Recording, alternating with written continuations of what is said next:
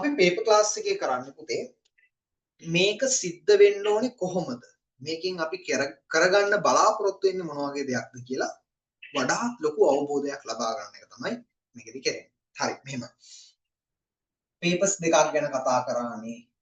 අපිට මේ papers දෙක first paper එක විදිහටත් second paper එක විදිහටත්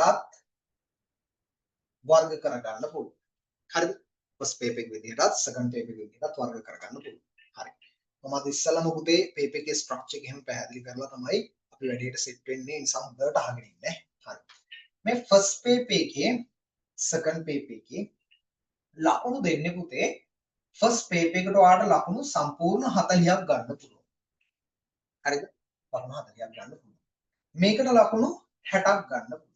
හරි. එතකොට papers දෙකේ 40යි 60යි එකතු වෙලා ලකුණු 100ක ප්‍රමාණයක් ඔයාලට ලැබෙනවා. හරි.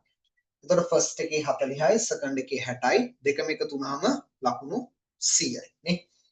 හරි. ඊට අමතරව පුතේ මේ papers දෙක ඇතුළෙම තියෙන්නේ එක්තරා විශේෂ වූ ප්‍රශ්න කොටාසයක්. හරිද?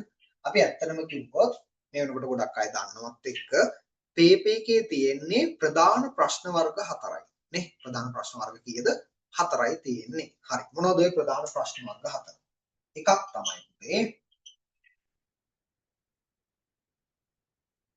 මොනවද? vocabulary questions නේ. ඒ කියන්නේ වචන පිළිබඳ දැනුම පරීක්ෂා කරන ප්‍රශ්න වර්ග තියෙනවා. හරි. ඊට පස්සේ පුතේ අපිට හම්බ වෙනවා ආය reading questions. කියවන ප්‍රශ්න. කියන්නේ කියවලා උත්තර ලියන්න තියෙන ප්‍රශ්න. ආය අපිට හම්බ වෙනවා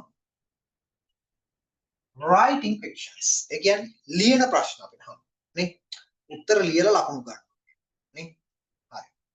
ඊට පස්සේ අපිට හම්බ වෙනවා පුතේ මෙන්න මේ grammar questions. ව්‍යාකරණ ප්‍රශ්න.